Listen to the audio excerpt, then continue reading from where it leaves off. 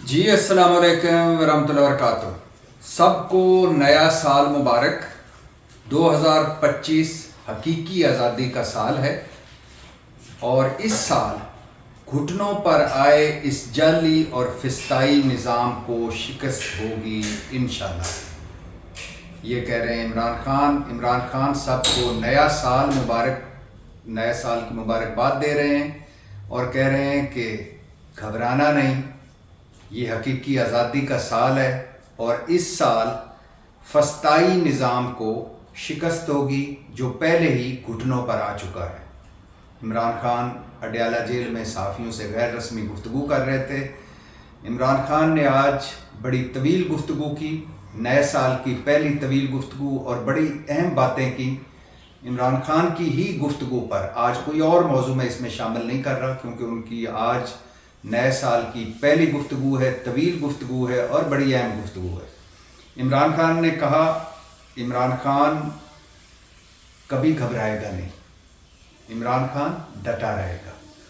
آج عمران خان نے اپنے بارے میں بھی کہا اور کہا کہ عمران خان کبھی گھبرائے گا نہیں، ڈٹا رہے گا.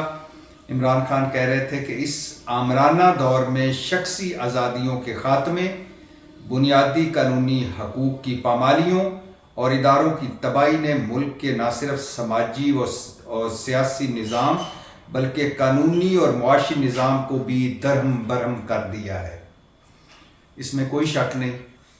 یہ جو پی ڈی ایم حکومت ہے، آل بچاؤ مال بچاؤ کھال بچاؤ حکومت، یہ جو پیپلز پارٹی اور مسلم لیگ کی حکومت ہے، اس میں جو شخصی آزادیاں ہیں، خواہ وہ چار دیواری کا تقدس ہو، خواہ وہ بنیادی انسانی حقوق ہوں، خواہ وہ آزادی اظہار رائے ہو، خواہ اس کوئی مخالف کی رائے ہو، یعنی جو حکومت مخالف ہے، جو تنقید کر رہا ہے، سب پر پرچے، سب پر مقدمے. اور پاکستان تحریک انصاف کا تو بس نام لے لو، پرچہ درج ہو جاتا ہے. عمران خان کہہ رہے ہیں جس بھونڈے انداز میں خالد خورشید کو 34 سال قید کی سزا سنائی گئی، اس سے ثابت ہوتا ہے کہ ملک میں رول آف لا کا خاتمہ ہو چکا ہے اور یوں لگ رہا ہے کہ جیسے غیر اعلانیہ بدترین آمریت کا راج ہے. خالد خورشید آپ کو پتہ ہے کہ گلگت بلتستان کے پاکستان تحریک انصاف کے وزیر اعلیٰ تھے، وزیر اعلیٰ رہے. خالد خورشید کے آپ گفتگو سے اختلاف کر سکتے ہیں، خالد خورشید کی آپ سوچ سے اختلاف کر سکتے ہیں، خالد خورشید نے اگر کوئی جرم کیا ہے تو اس کی اسے سزا دے سکتے ہیں، لیکن 34 سال سزا اور جرمانہ اور پھر شناختی کارڈ معطل کریں، منسوخ کر دیں اور اسے گرفتار کر کے جیل میں پہنچائے، یہ مقامی عدالت نے سزا سنائی ہے. 34 سال سزا.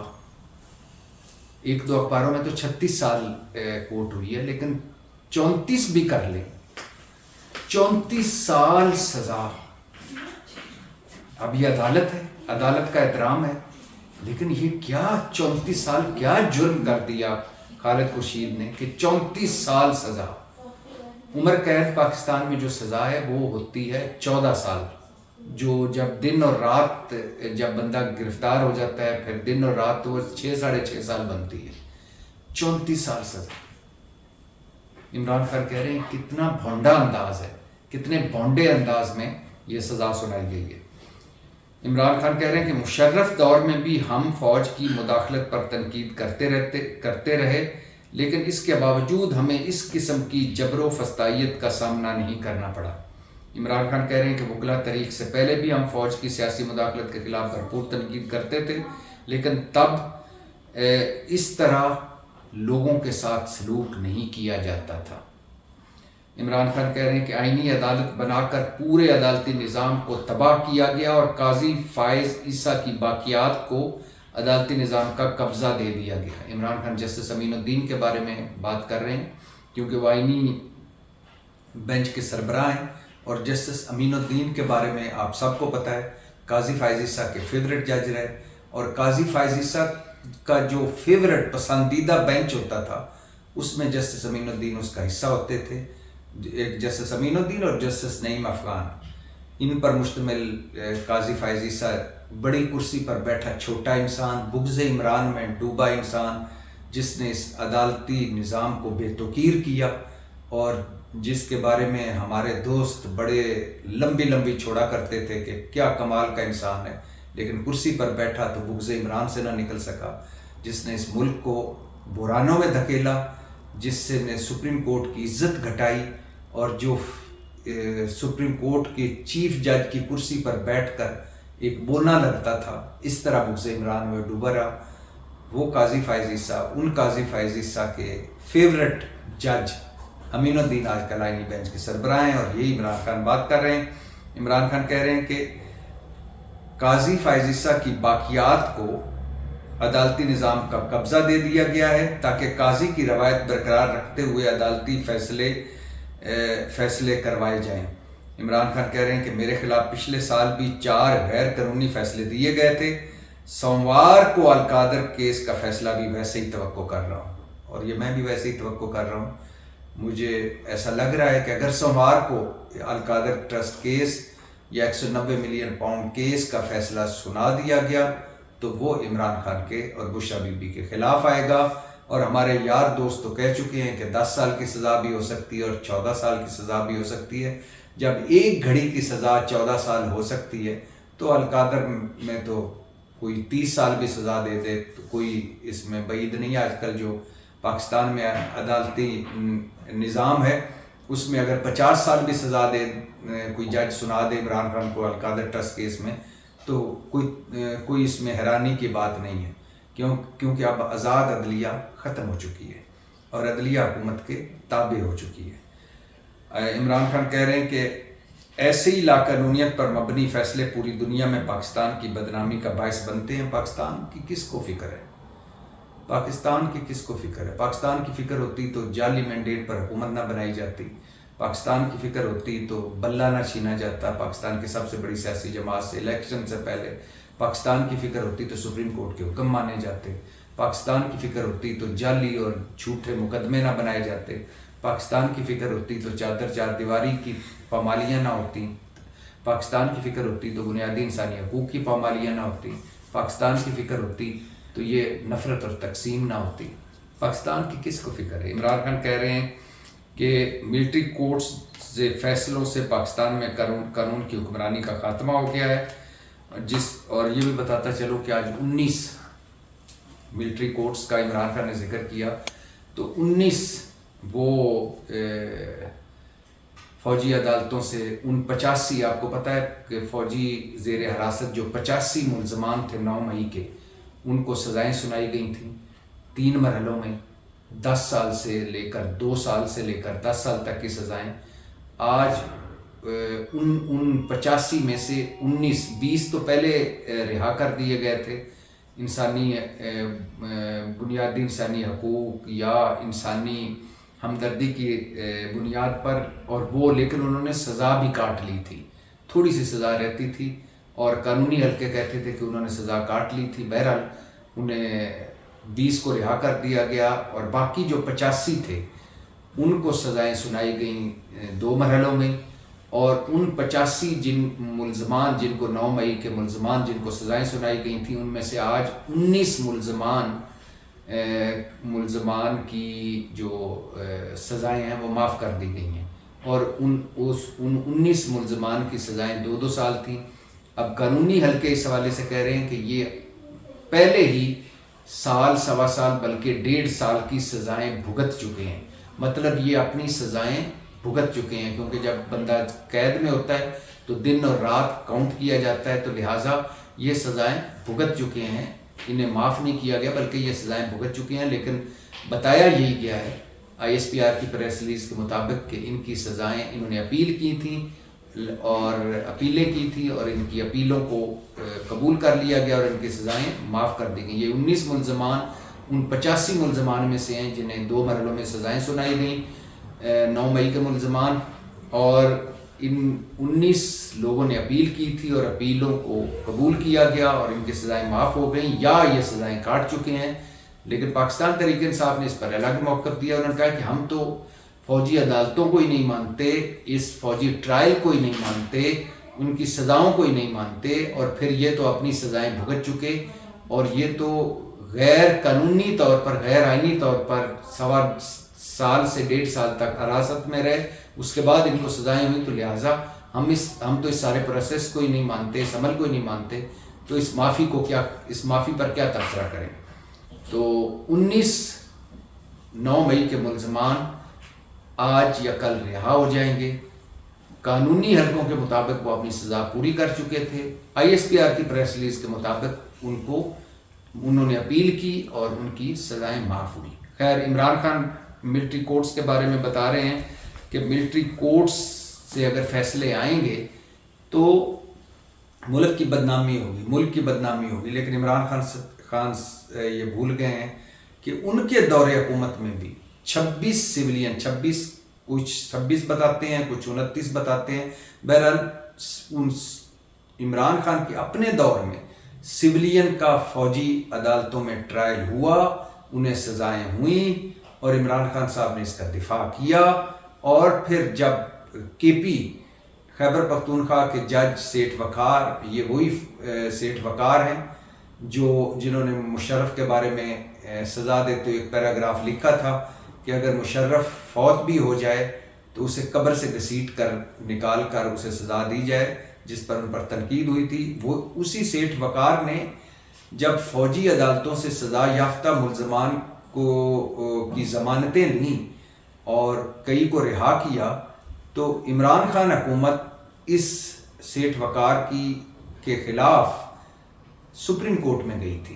مطلب نہ صرف عمران خان کے دور میں فوجی عدالتوں میں سویلین کا ٹرائل ہوا، بلکہ جب پشاور ہائی کورٹ نے ان ملزمان جن کا فوجی عدالتوں میں ٹرائل ہوا اور سزا ہوئی، ان کی سزائیں ختم کی، تو عمران خان حکومت اس کے خلاف سپریم کورٹ گئی اپیل لے کر کہ ان کی سزائیں دوبارہ بحال کی جائیں جن سویلین کو فوجی عدالتوں نے سزائیں دی ہیں۔ عمران خان کہہ رہے ہیں کہ جس ملک میں قانون کی حکمرانی نہ ہو وہاں کوئی سرمایہ کاری کرنے کو تیار نہیں ہوتا، اس میں کوئی شک نہیں ہے۔ آپ لاکھ کوششیں کر لیں، جب تک سیاسی عدم استحکام ختم نہیں ہوگا، جب تک قانون کی حکمرانی نہیں ہوگی، کوئی پاگل ہی باہر کا سرمایہ کار ہوگا جو آ کر سرمایہ کاری کرے گا۔ عمران خان کہہ رہے ہیں پاکستان میں اب بھی گروتھ ریٹ 0 ہے، جبکہ معاشی ترقی نہیں ہوگی تو نہ صرف ہم قرضوں سے نکل پائیں گے اور نہ ہی بے روزگاری کا خاتمہ ہوگا۔ بالکل ٹھیک کہہ رہے ہیں۔ ابھی ورلڈ بینک کی رپورٹ آپ کے ساتھ میں ڈسکس کر چکا ہوں کہ ورلڈ بینک کہہ رہا ہے کہ 2024 میں بھی جو غربت ہے وہ 7% مزید زیادہ ہوئی ہے، اور 1.30 کروڑ پاکستانی مزید غریب ہوئے ہیں۔ عمران خان کہہ رہے ہیں کہ پاکستان کے فیصلے پاکستان میں ہی ہوں گے تو اس سے متعلق میرا موقف واضح ہے، لیکن جب بنیادی انسانی حقوق کا معاملہ ہوتا ہے تو پوری دنیا سے آوازیں اٹھنا فطری عمل ہے۔ اقوام متحدہ جیسے ادارے اس لیے ہیں، دنیا کے تمام ذی شعور انسان بنیادی حقوق کی پامالی کے خلاف آواز اٹھاتے ہیں۔ ارسطو نے بھی یہی کہا تھا، ہر شہری کا فرض ہے کہ انسانی حقوق کی پامالی ہو تو آواز اٹھائے۔ 2 قسم کے لوگ انسانی حقوق کی پامالیوں پر آواز بلند نہیں کرتے، ایک خود غرض اور دوسرا بزدل۔ عمران خان کہہ رہے ہیں کہ ٹرمپ سے بس یہی توقع ہے کہ وہ نیوٹرل رہیں، کیونکہ بائیڈن نے پچھلی اسٹیبلشمنٹ کے اکسانے پر ہماری حکومت کو عدم اعتماد کے ذریعے ہٹا کر واضح مداخلت کی تھی جو ساری دنیا جانتی ہے۔ عمران خان ٹرمپ کے حوالے سے کئی بار بات کر چکے ہیں اور ہر بات کہہ چکے ہیں کہ مجھے خوشی ہے کہ صدر ٹرمپ صدر منتخب ہوئے ہیں، اور میری ان سے ملاقاتیں رہی ہیں، اچھی ملاقاتیں رہی ہیں، لیکن میں نے پاکستانی عدالتوں سے ہی رہا ہونا ہے۔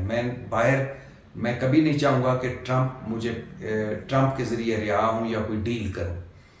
عمران خان کہہ رہے ہیں کہ ہماری مذاکراتی کمیٹی حکومت کے ساتھ مذاکرات کر رہی ہے، ہمارے مطالبات جائز ہیں۔ 26 نومبر اور 9 مئی پر جوڈیشل کمیشن کا قیام، سیاسی قیدیوں کی رہائی۔ عمران خان نے DGISPR کی 9 مئی کی پریس کانفرنس پر بھی گفتگو کی، کہا کہ ان کا موقف 9 مئی پر ٹھیک نہیں، سیدھا اصول یہی ہے کہ جس نے CCTV فوٹیج چرائی اس نے ہی 9 مئی کروایا۔ خیر، یہ عمران خان کا موقف ہے، اسی موقف کی وجہ سے حالات خراب ہیں۔ بہت سارے پاکستان تحریک انصاف کے لوگ 9 مئی والے دن فوٹیجز میں نظر آتے ہیں، ان کی آڈیو ویڈیوز موجود ہیں جو کہتے ہیں کہ فلاں جگہ پہنچ جاؤ، فلاں جگہ حملہ کرو۔ اب اسے بالکل ہی اس کو نظر انداز کرنا یا اس کا الٹا ہی دوسرے پہ ڈال دینا یہ بھی ٹھیک نہیں ہے، اور یہ بھی ٹھیک نہیں ہے کہ پوری پاکستان تحریک انصاف کو 9 مئی کی سزا دینا یہ بھی ٹھیک نہیں ہے۔ تو لہٰذا سچ درمیان میں ہے۔ 9 مئی ایک شرمناک دن ہے، کوئی بھی ملک اپنی فوج یا اپنی فوجی تنصیبات پر حملہ نہیں کرتا، خواہ اختلافات جتنے بھی ہوں۔ لیکن ہمارے ہاں پرابلم یہی ہے کہ جب کوئی پارٹی حکومت میں ہوتی ہے تو وہ فوج کے گن گاتی ہے، اور جب اپوزیشن میں ہوتی ہے تو وہ فوج پر تنقید کرتی ہے۔ یہی کل پی ڈی ایم کر رہی تھی اور یہی آج تحریک انصاف بھی کر رہی ہے۔ عمران خان کہہ رہے ہیں کہ 26 نومبر کو سیدھی گولیاں مار کر ہمارے لوگوں کو شہید کیا گیا۔ جب بھی ان 9 مئی اور 26 نومبر پر شفاف تحقیقات ہوں گی تو دودھ کا دودھ پانی کا پانی ہو جائے گا۔ میں کئی بار پہلے کہہ چکا ہوں، کاش 9 مئی پر بھی اور 26 نومبر پر بھی جوڈیشل کمیشن بن جاتا۔ ظاہر ہے اتنا کچھ ہوا ہے تو یہ تو ہو ہی نہیں سکتا کہ ہو ہی کچھ نہیں، تو لہٰذا کتنا اچھا ہوتا سپریم کورٹ کے ججوں پر مشتمل ایک جوڈیشل کمیشن بن جاتا۔ عمران خان کہہ رہے ہیں ہم نے حکومت کو 31 جنوری تک کی ڈیڈ لائن دی ہے، مذاکرات اور اس کے ساتھ ساتھ ترسیلات زر کے بائیکاٹ کی مہم بھی جاری رہے گی۔ اگر حکومت نے ہمارے مطالبات کی منظوری میں سنجیدگی دکھائی تو بائیکاٹ مہم پہ دوبارہ غور کیا جا سکتا ہے۔ تو بائیکاٹ مہم پر اگر دوبارہ غور مطلب بائیکاٹ مہم ختم کی جا سکتی ہے۔ مجھے بالواسطہ طور پر بنی گالہ منتقل کرنے کی پیشکش کی گئی تھی۔ عمران خان مسلسل کہہ رہے ہیں کہ مجھے بنی گالہ ہاؤس اریسٹ اڈیالہ سے بنی گالہ شفٹ کرنے کی بات کی گئی تھی، مگر میرا موقف واضح ہے کہ پہلے میرے اسیر کارکنوں اور رہنماؤں کو چھوڑا جائے، اس کے بعد میری بات ہوگی۔ اٹک جیل میں بھی مجھے 3 سال تک باہر بھیجنے کی پیشکش کی گئی تھی، لیکن میرا جینا مرنا پاکستان ہے۔ میں آخری سانس تک ملک کی آزادی کی جنگ لڑوں گا اور اپنی قوم سے بھی یہی امید کرتا ہوں۔ بڑا طویل پیغام اور گفتگو تھی عمران خان کی، نئے سال 2025 کی پہلی گفتگو۔ اڈیالہ جیل میں صحافیوں سے غیر رسمی گفتگو کر رہے تھے عمران خان، اور 2-3 چیزیں بڑی واضح عمران خان کہہ رہے تھے۔ ایک تو اٹک جیل میں عمران خان کو آفر کی گئی بقول عمران خان کہ 3 سال کے لیے آپ ملک سے باہر چلے جائیں، عمران خان نے انکار کر دیا۔ اس کے علاوہ بشرا بی بی کے ذریعے، بشرا بی بی بتا چکی ہیں، کئی بار ڈیل کی آفر کی گئی، عمران خان نے انکار کر دیا۔